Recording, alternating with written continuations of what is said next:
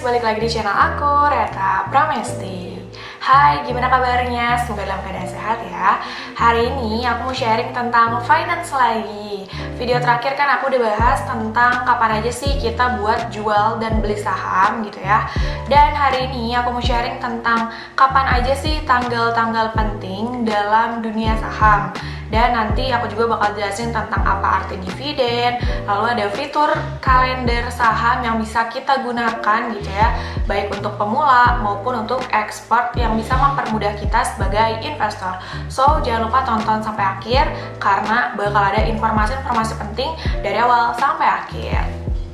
Buat kamu yang suka channel kayak gini, aku suka bahas tentang edukasi serta finance, kamu bisa untuk subscribe channel ini biar kamu gak ketinggalan sama notif di channel ini. Thank you! Oke, anyway, kita mulai dari apa sih arti dividen. Nah, mungkin bagi para investor suka dengar kan ya, nanti bakal ada pembagian dividen dari perusahaan, tapi dividen tuh apa sih? Pertama adalah kenaikan harga saham atau capital gain. Yang kedua adalah pembagian keuntungan dari perusahaan, yaitu yang berupa dividen. Nah, jadi dividen tuh nggak kayak bunga deposito atau bunga bank yang memang tetap gitu per periode tertentu, tapi itu tergantung dengan tadi kenaikan harga sahamnya atau juga memang kebijakan perusahaannya. Karena memang ada juga perusahaan yang dapat keuntungan tapi nggak bagi dividen. Nah, kenapa ya? Itu bisa jadi dua alasan.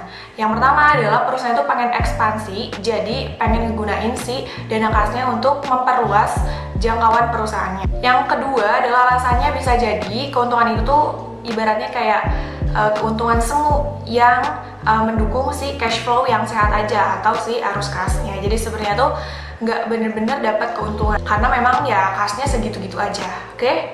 Paham ya sampai sini tentang dividen. Sekarang aku masuk ke tanggal-tanggal penting dalam dunia saham. Nah, di sini aku bagi atau aku bedakan menjadi 5 tanggal. Ya, ini penting banget buat para investor. Yang pertama adalah tanggal pengumuman. Jadi, di sini perusahaan bakal mengumumkan bahwa perusahaan tuh bakal bagi dividen gitu. Bakal disebutin juga nih nanti nilai dividen per lembar sahamnya yang akan diterima sama si investor. Yang kedua adalah tanggal cum date atau cum dividen. Nah, jadi ini tuh tanggal untuk para investor terakhir dalam membeli saham. Tanggal itu tuh penentuan buat investor tuh dapat dividen atau enggak gitu ya. Itu buat membeli sahamnya. Yang ketiga adalah tanggal ex-date atau ex-dividen. Ini adalah tanggal untuk penjualan saham yang tidak terikat dengan pembagian dividen. Jadi kalau misalnya si investor tuh baru membeli saham pada tanggal ex-date, ini dia nggak berhak untuk menerima dividen ya. Jadi yang berhak itu yang sampai tanggal cum date. Yang keempat adalah recording date. Recording date ini adalah tanggal pencatatan di mana investor saham nanti yang bakal terima dividen itu bakal tercatat siapa aja dan berapa nilai dividen yang diterimanya. Itu bakal masuk ke daftar pemegang saham perseroan yang ada di perusahaan. Yang terakhir adalah tanggal pembagian. Nah, ini yang udah bener ditunggu sama investor ya atau pemegang saham. Disebut juga payment date gitu ya, tanggal pembayarannya. Nah, ini biasanya 10 hari setelah ex cum dividen atau ex date ya. Jadi mohon bersabar nih untuk para investor, nanti juga akan masuk ke rekening bank masing-masing. Tidak lupa juga untuk dipotong pajak PPh sekitar 10%. Nah, selanjutnya tadi kita udah memahami tentang dividen, tanggal-tanggal penting dalam dunia saham. Sekarang aku jelasin tentang apa sih bedanya RUPS, IPO, dan penerbitan laporan keuangan. Ini juga merupakan basic information yang penting banget buat dipahami sama pemegang saham. Yang pertama adalah RUPS. RUPS adalah rapat umum pemegang saham.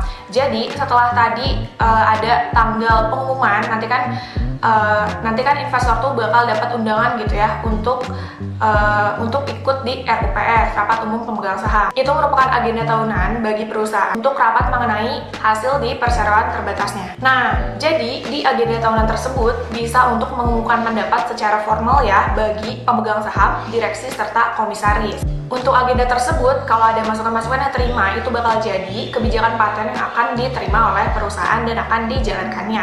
Ada juga kejadian tahunan luar biasa ya untuk kondisi-kondisi tertentu, misalnya bencana alam dan lain-lain. Biasanya juga ada agenda tahunan luar biasa ya. Oke, itu tentang RUPS. Sekarang kita masuk ke IPO. IPO itu adalah Initial Public Offer. Jadi perusahaan itu memperjualbelikan sebagian sahamnya kepada masyarakat. Kurang lebih seperti ini. Jadi itu mekanisme penawaran di pasar modalnya. Mulai dari persiapan, pernyataan pendaftaran, dan pernyataan efektif.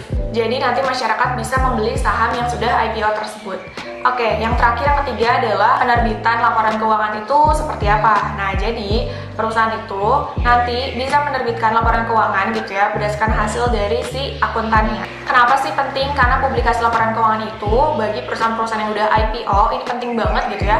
Jadi biar masyarakat itu tahu secara terbuka berapa sih keuntungannya, gross marginnya, berapa sih kerugiannya, dan juga berapa dividen yang dibagikan kepada para investornya. Biasanya ada 4 kuartal, itu kuartal 1, 2, 3, 4. Kuartal 1 itu sekitar Januari sampai Maret, lalu deadline-nya sekitar akhir April.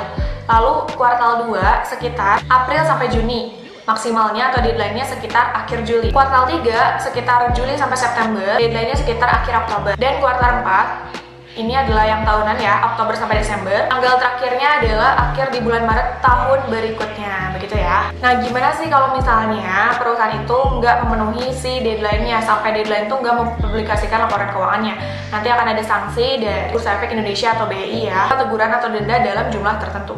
Nah, sampai situ mungkin bagi para pemula, aduh pusing ya, banyak banget informasinya. Gimana sih biar aku dapetin informasi itu dalam satu aplikasi aja? Nah, aku mau ngasih tahu bahwa aplikasi Ajaib mewadahi hal tersebut.